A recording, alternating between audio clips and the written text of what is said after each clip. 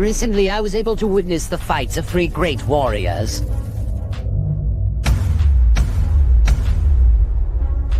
His powers were completely absurd. I had never seen anything like it.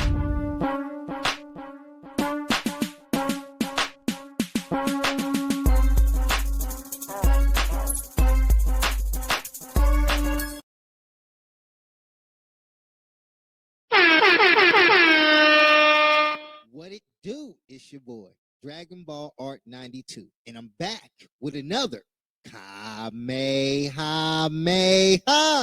reaction video. And today we back on our Ultra Vegito hype. Ultra Vegito kills Frieza. But before we get to the content today, you guys, make sure you hit the like button so that way we can trigger YouTube algorithm. That way we can be seen by a bigger audience. Also, if you're new here, we welcome you and we thank you for enjoying content with us today.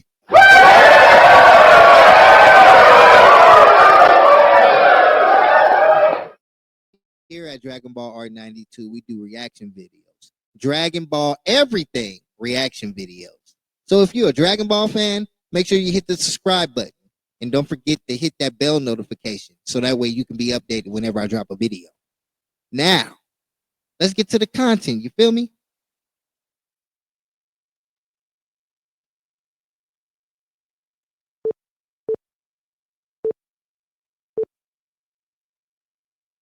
So last time on Dragon Ball Super, Vegito had traveled to the past to confront Belmont, needing to know exactly why he planned to murder Jiren's family and master. But once the shocking truth was revealed about the ritual of the gods and Beerus's involvement in Planet Vegeta's destruction, the enraged Ultra Vegito was left with more questions than answers. And in today's manga, will now go to any depths to gain the truth he truly desires. So our story continues with Ultra Vegito in a frankly scary state, enraged having just heard the life-changing information from Belmont that explained exactly how Planet Vegeta was destroyed, and crucially, Lord Beerus's supposed involvement. With his bonded in his mysterious black lightning, he grabs his head, complaining in pain as if his anger itself is causing a headache. There's always something with these gods. Not one god can be trusted. I'll get the truth one way or another. Just you wait, Beerus. And with that said, Ultra Vegito then lifts his right arm into the air and using his time rings, immediately opens up a dark and ominous portal to the unknown. Looking down on the planet before him and muttering, "This timeline truly is a forsaken one. If not for Gicchin now, it is for me. I'll never forget those words, Belmont. Not till the day I die." So I'm guessing that Ultra Vegito just killed Belmont. And Belmont must have told him some information that triggered Ultra Vegito in some type of way. Pretty mystery, but let's get back to it. I pray I never return, but at the very least, Gicchin will grow up different this time around. Farewell, warrior. But meanwhile, back in the village of the young Gicchin, Gicchin, his master, remains alert and cautious as he places his arm in front of the young disciple and lets out, "Gicchin, stay here. You hear me? Do not follow me. I will be back soon. But for the safety of everyone here, I need to see what that strange disturbance was." And instantly at speed, the green elderly man shoots off into the sky right towards the unsuspecting Vegito. But as Gicchin approaches closer, unsurprisingly, he begins to become alarmed at what he sees, muttering, "What on Doro? What is that in the sky?" As when we look from a different angle, we see exactly what Gicchin sees, as it is indeed Ultra Vegito atop a corpse with his latest Yeah, he just destroyed Belmont. I'm pretty sure he needed his energy anyway, so that's probably why he actually went back into time to deal with Belmont. Because in the present time, Jiren erased Belmont, so there was no getting that energy from Belmont at that time. So that's why I'm figuring what's going on right now. So let's get back to the content. You dig? Time portal opened right above him. What?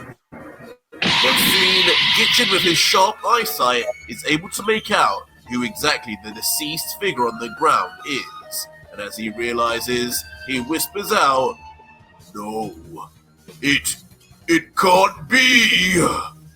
Lord Belmont!" As on the ground, lifeless and his pupils missing, lays none other than Lord Belmont, former god of destruction of Universe 11, and apparently a good friend at some point of Gicchin himself. Which I find kind of funny because Belmont had planned on, wiping them out. If you know Jiren's backstory, Gicchin is Jiren's trainer. So obviously Belmont was there to wipe him out in some type of form or fashion. But I wonder why. Let's get back to it. Gicchin moves in closer to verify, completely unfearful of Vegito, thinking to himself, "It's true, Lord Belmont, the god of our universe, slain by him." Before instantly enraged, Gicchin rushes in at Vegito with a fighting style reminiscent of an older Jiren, yelling, You will not get away with this! Stand right there!" "You're kidding me!" But with that loud yell, Vegito finally senses the unexpectedly low power level of Jiren's master rushing towards him. But unlike his first thoughts on seeing the green-skinned warrior, right now, after hearing Belmont's revelation, this couldn't be any more of a worse time to make an introduction. "Not in the mood right now, old man. Be gone!" As the angered and ticked off Fuse saying, then nonchalantly swipes his arm, clearly in an effort to immobilize. So obviously Vegito wasn't trying to kill bruh. He was just trying to get him out the way because he was irritated. That's how weak bruh is, because Vegito, he was no matchup for Vegito for him to act like this even when he's irritated. You feel me? Like, please. It's hilarious. Let's get back to it. But not fatal. Regardless, though, a powerful wave of air, like a tsunami, soon appears and heads straight for the surprise master. What is that? Before having even a second to dodge, though, it strikes head-on to the elderly teacher, sending him flying backwards like a ragdoll. And the distance Gicchin travels seems to be far greater than expected, and when he eventually does land flat on his back, it is with enough impact, the solid ground beneath him breaks apart. With his eyes closed, trying to let out the pain, he yells out, but no one is there. That bro was pretty weak, bro, for a small attack, like a air attack, bro. That was him using wind, bruh. Wind, bruh. Like, get the out of here, bro. If you that weak, bro, and you die from that, bro, you deserve to die from that, bro. Because that wasn't even an attack, bro. That was just a get out of my face. Like, literally. Vegeta was like, "I'm irritated. Get up out of my face."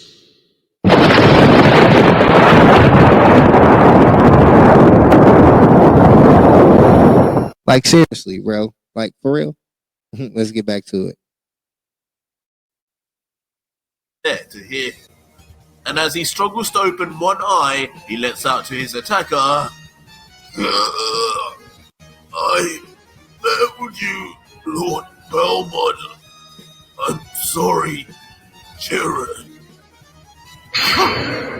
But meanwhile, an oblivious and cold Ultra Vegito, who is still reeling from his mission to gain answers, just looks down at the injured Gicchin and says, "So melodramatic.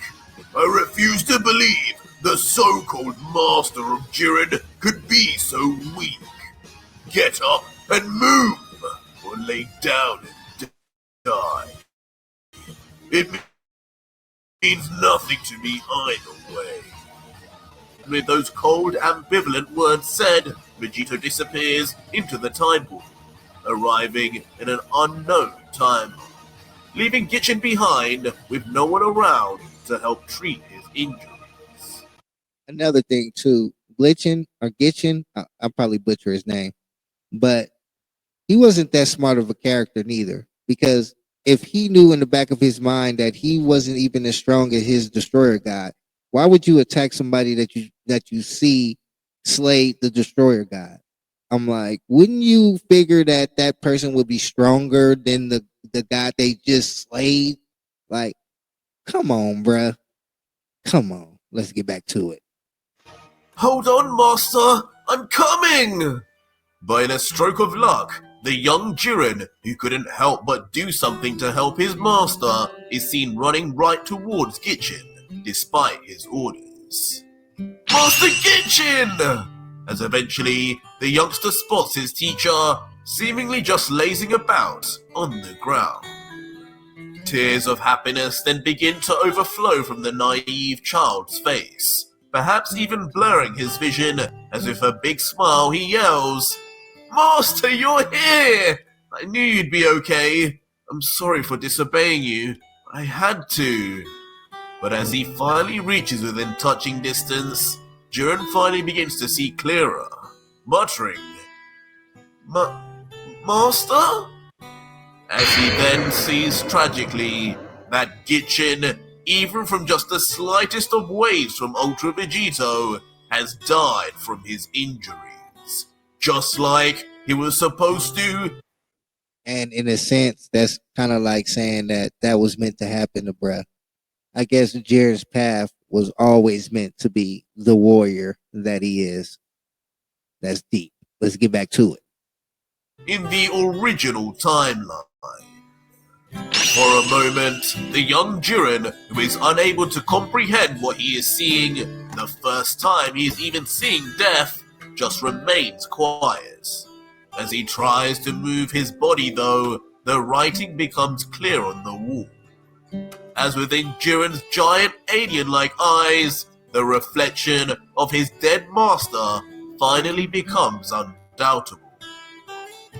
"No! Master!" As the young Jiren, now with tears of sadness bursting forth, yells at the top of his voice. Now once again, despite the death of Belmont, alone, and the same need for vengeance in his heart to one day find his master's killer. Just this time, still with the entire village to help him accomplish his mission. But somewhere out in the depths of space, the scene shifts, and the ship that we see floating in the air is undisputably. Honestly, before this fight even start, bro, Frieza ain't got no chance against Ultra Vegito. Frieza, bro, not even his black form can handle Ultra Vegito, honestly. And we already know, oh man, when the manga come back, y'all, when the manga come back, I hope they really get into the Black Frieza saga, bro. That's gonna be dope. It's gonna be very dope, very interesting on how they deliver that story. But honestly, back to this storyline, yeah, Frieza ain't got no chance. But let's see the massacre. Let's go. The ship of the Emperor of the Universe. As when we look inside at the helm, we see Frieza in his first form, standing tall, looking out of his window onto a familiar planet as Zarbon and Dodoria, his two right-hand men, stand right behind him.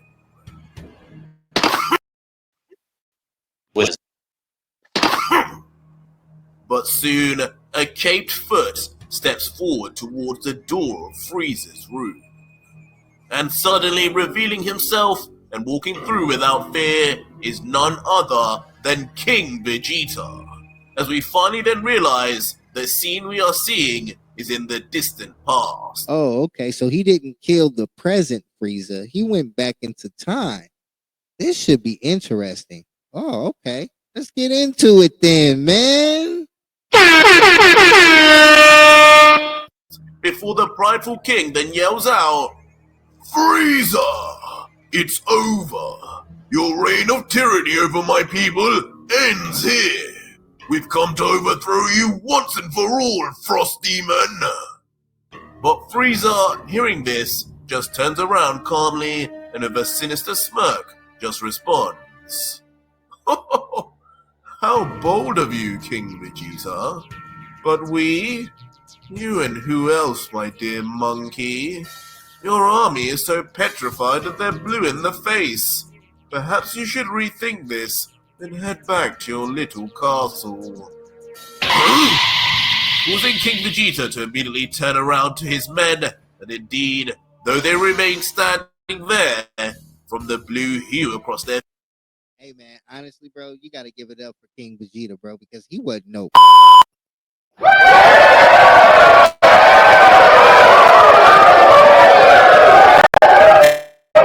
And we see where Vegeta get it from. Like, honestly, even though he knew that Frieza was stronger than him, he still was willing to fight for his people or fight for his freedom. You know what I'm saying? That's dope, bro.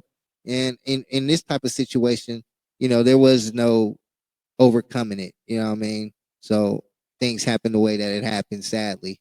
But the reason that happened is the reason why we got the Goku and Vegeta we got today. You know what I mean? So everything is meant to happen for a reason.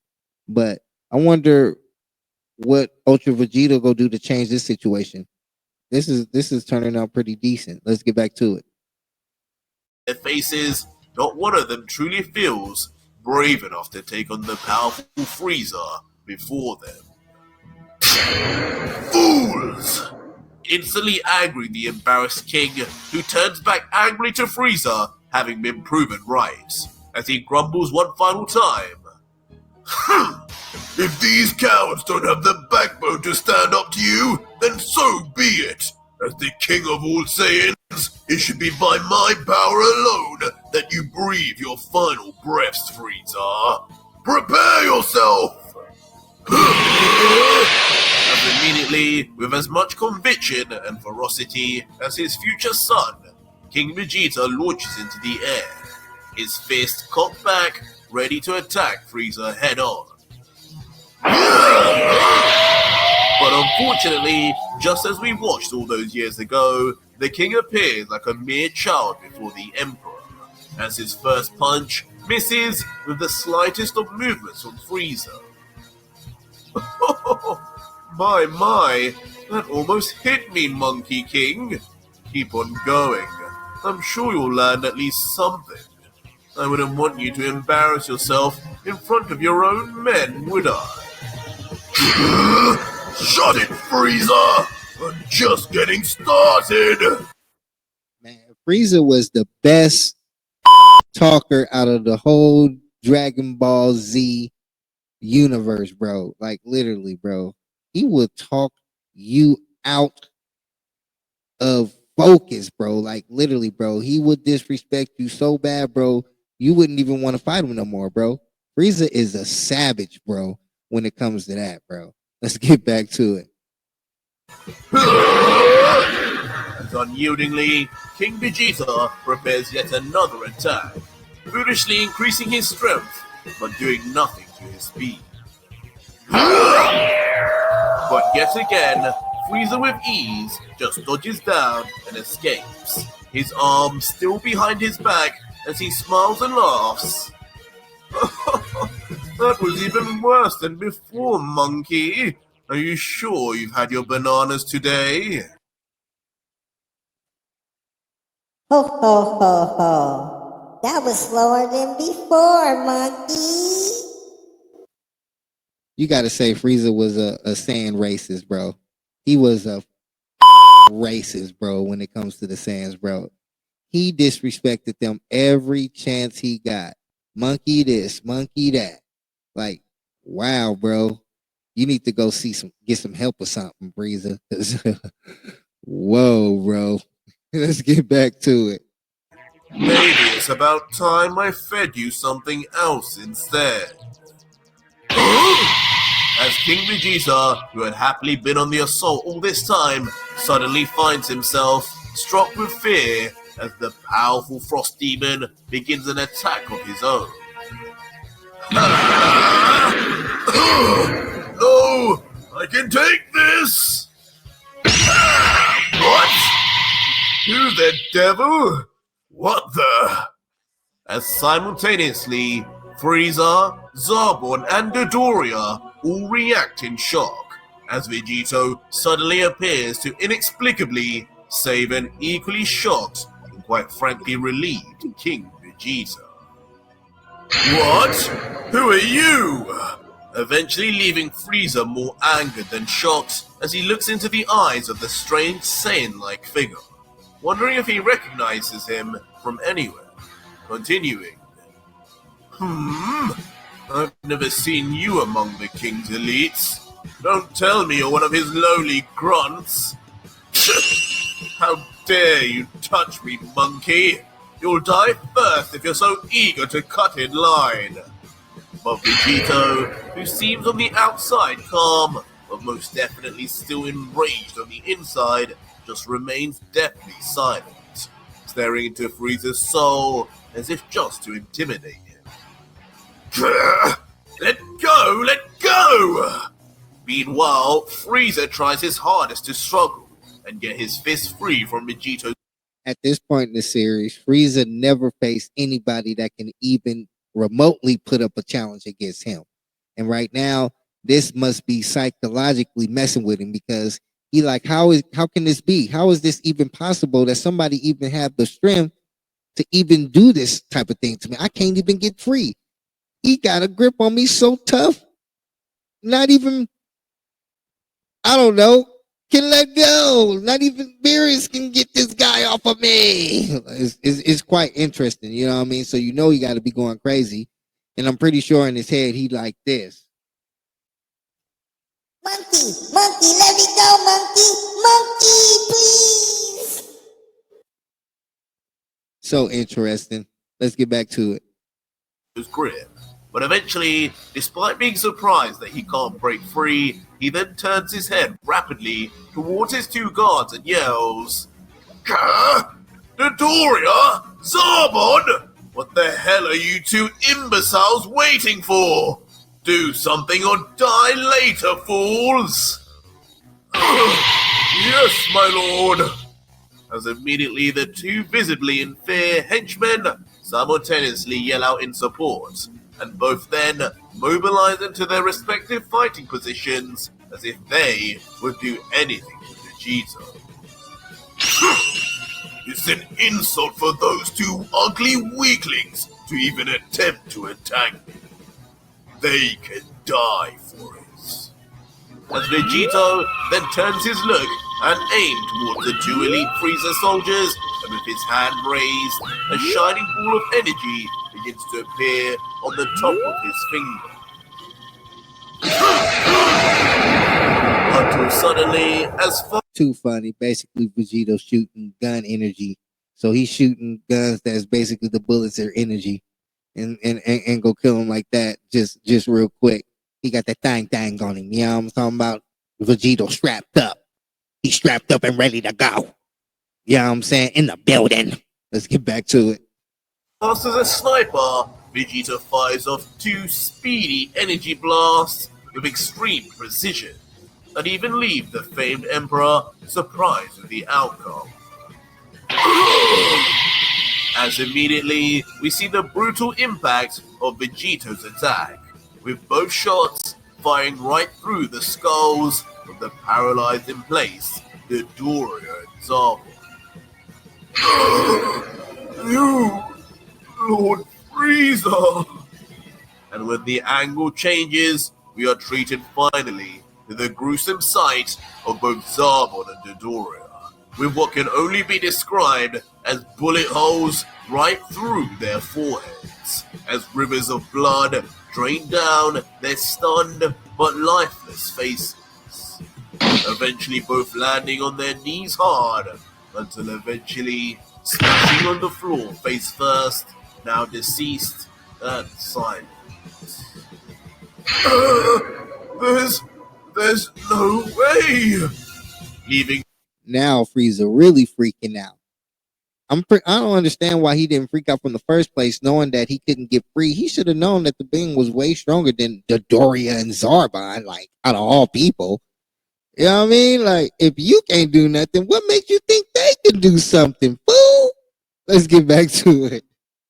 Frieza, now shell-shocked at what he had just seen, from a Saiyan no less, as his whole body begins to uncontrollably shake in his first experience of fear in decades.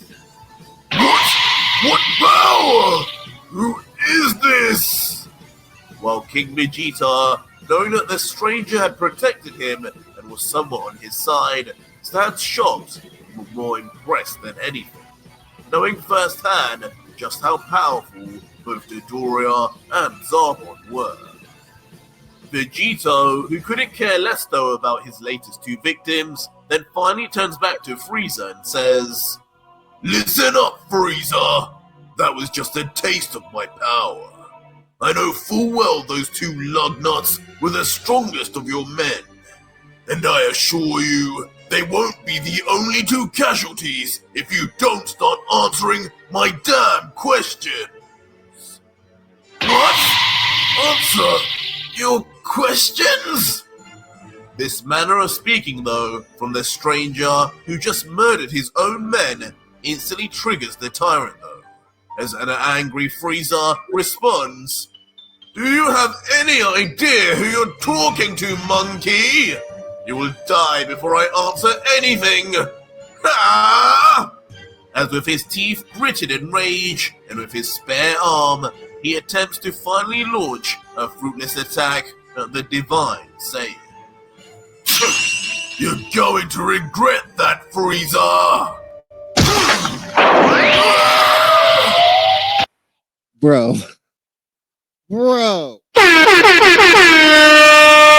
Not only did he cut his arm off, bro, he did it in the mid-swing. Frieza was in mid-swing, bro, and he sliced him, bro.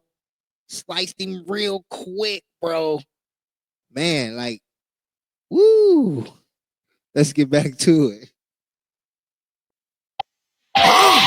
Did you just...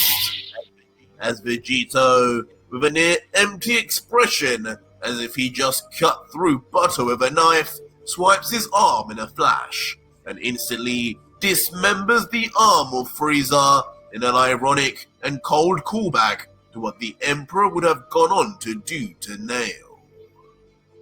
Ah!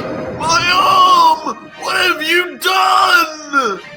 Leaving Frieza to quite rightly scream in pain as he permanently loses one of his limbs, as seemingly so easily to one of the so-called monkeys he was about to eradicate. King Vegeta, meanwhile, just stands still, infatuated with the scene of his glorified slave. King Vegeta, I know he happy because he think he got a warrior that's gonna go out and do his deeds, do what King Vegeta wants him to do. That's not the case though. And I'm pretty sure Ultra Vegito go check him real quick, like, that's gonna be funny. But let's get back to it. Driver, completely defeated, bleeding profusely at the hands of a completely random warrior, as he thinks internally, "This man, he is no ordinary fighter. Who is he? Is he truly this much stronger than even Frieza? And a Saiyan? No, it couldn't be." Frieza, now having lost a good chunk of blood and coming to terms with the pain of Vegito's attack, then falls to the ground. His knees bent, but not touching the floor, as he's held still tightly by Vegito's unyielding grip. But the Saiyan, continuing his serious look, lets out, Still think it's a good idea to not answer me? Feel free to try again.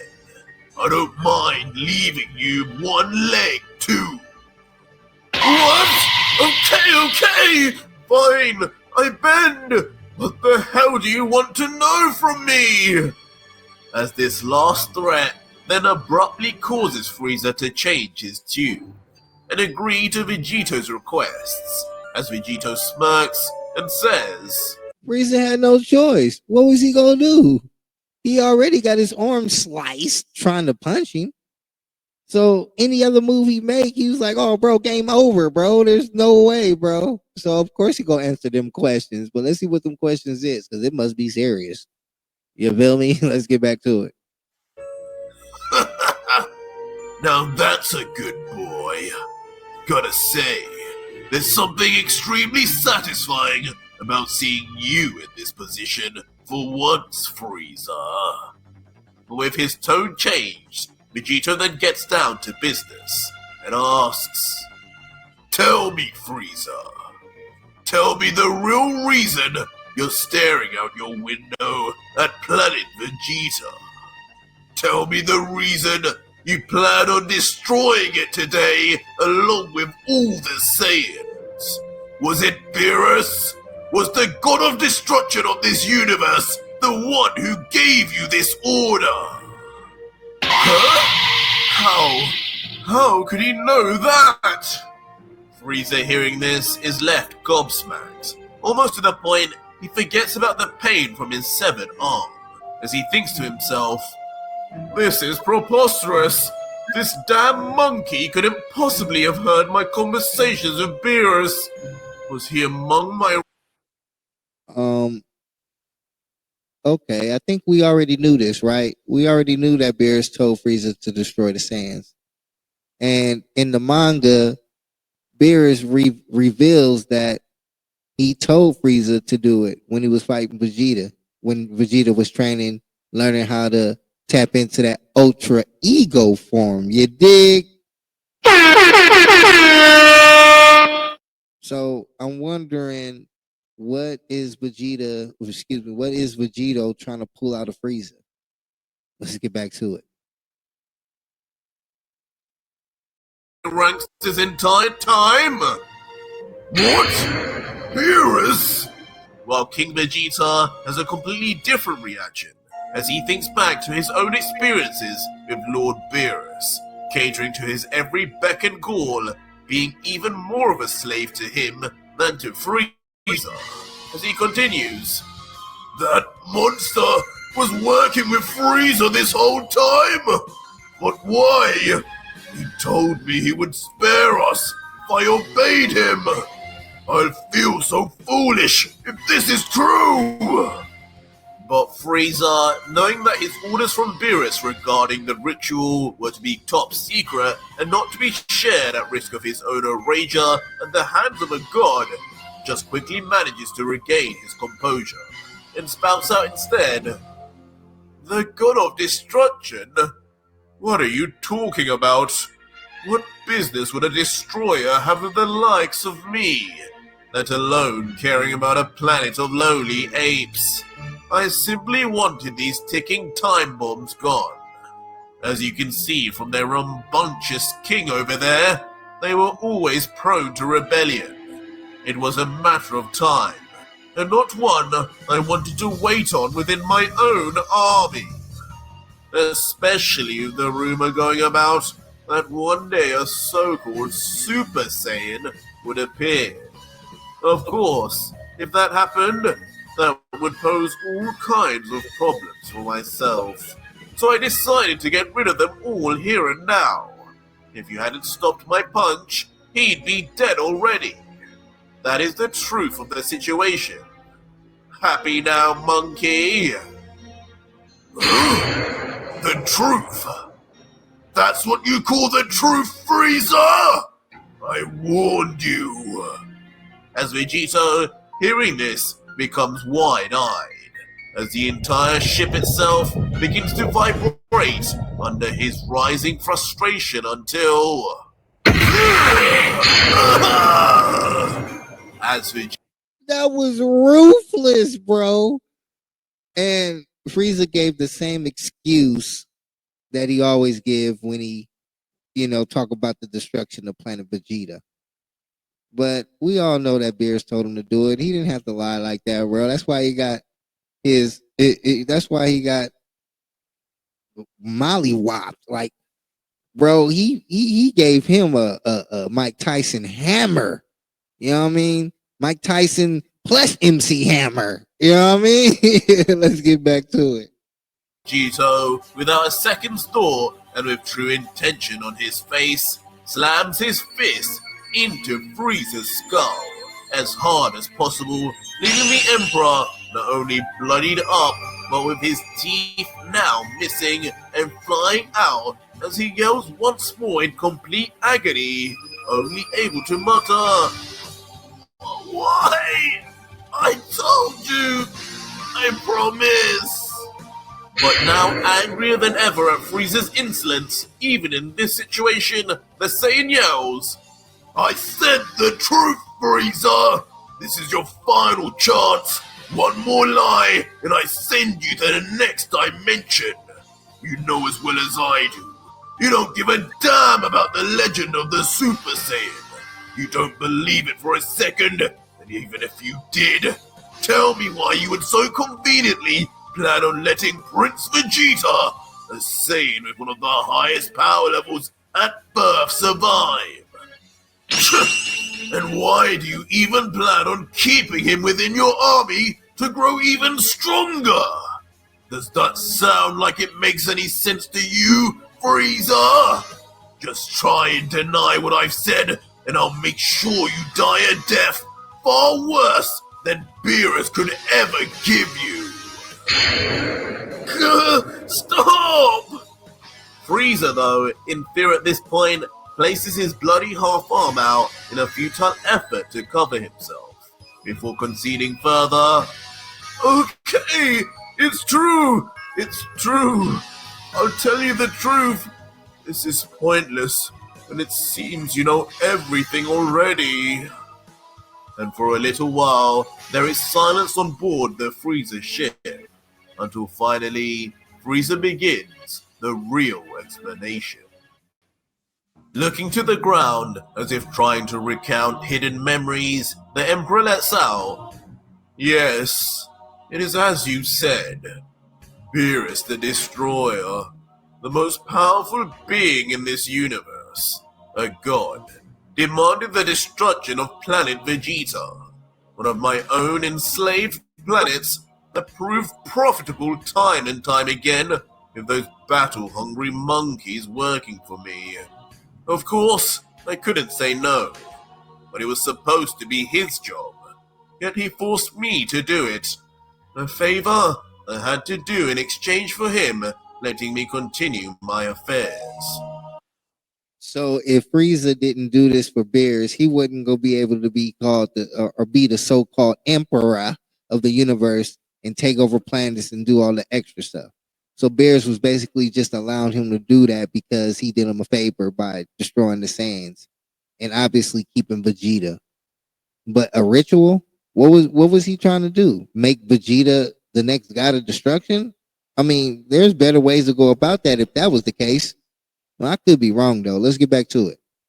Some of which was destroying planets myself, an act destroyers apparently can sometimes see as encroaching on their turf. But it's true. For whatever reason, he asked me to spare the prince before I destroyed planet Vegeta. So I sent that twerp and his weakling men off on a mission not too long ago in preparation for this day. I was told to raise him and hone his battle skills. I didn't get it at first, since the monkey would hardly have even reached the level of my Ginyu Force, let alone become a challenge for Beerus. But I did it anyway. After all, there's not much else I could say, but yes to that damn destroyer. And that's really all I know. In response, a look of gloom then strikes the king's face, as his earlier fears become confirmed, thinking to himself, What? Vegeta?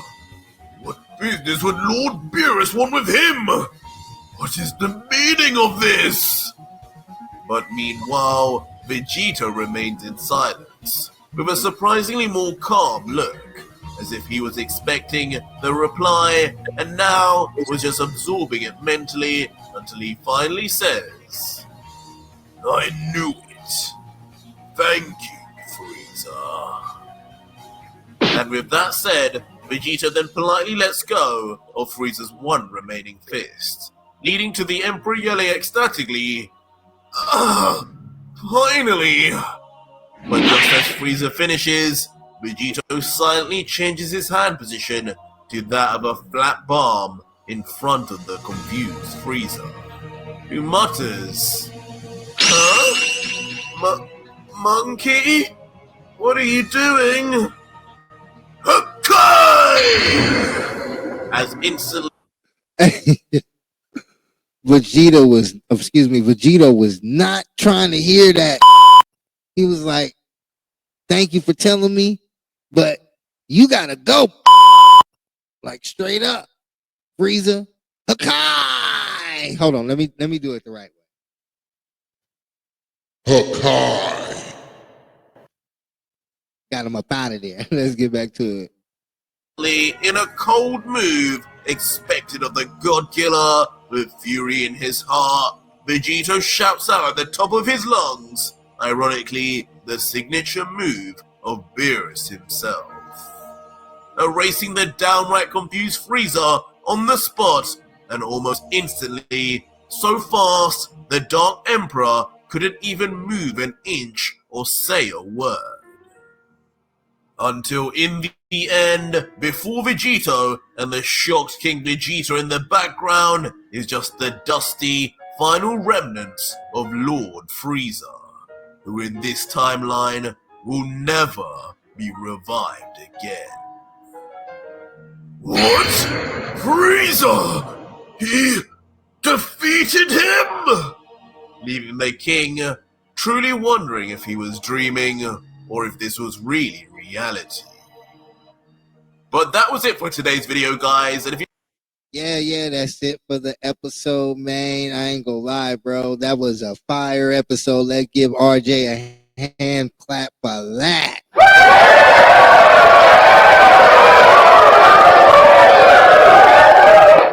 Yeah, man. Ultra Vegito is on a rampage, bro, and I'm pretty sure he's finding out all type of information that he needs to know to go against the gods, man. It seemed like his journey is paying off for him so far, man. I wonder how far he go get before somebody clap him. Before he get clapped out here, man, get laid the down.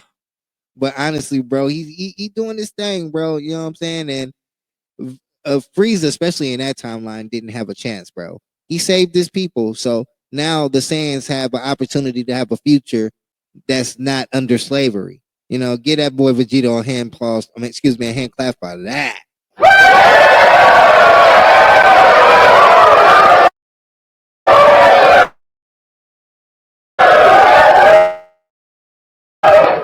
Yes. But that's where we go end the video at today. That's where we go end with you checking me out, enjoying content with us today. We over here, we're working to grow at Dragon Ball Art 92. We work to put in that work. I will be working to upgrade my equipment a little bit better, so that way, you know, we can stop all the little skips and stuff that the videos sometimes actually have. But I am working on that, so I ask you guys to bear with me. You know, like I said, I'm in college full time and I work full time, so you know, your boy time just be like kind of clutch. So I appreciate you guys, man, and I love enjoying content with y'all, man, and I love the fact that y'all here and y'all part of the Dragon Ball Art family, man.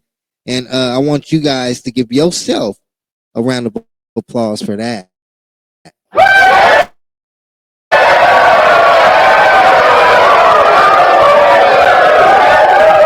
And always remember to believe in yourself, because ain't nobody else gonna do it, man. Dragon Ball Art 92. I'm out, y'all. Peace. Recently, I was able to witness the fights of 3 great warriors.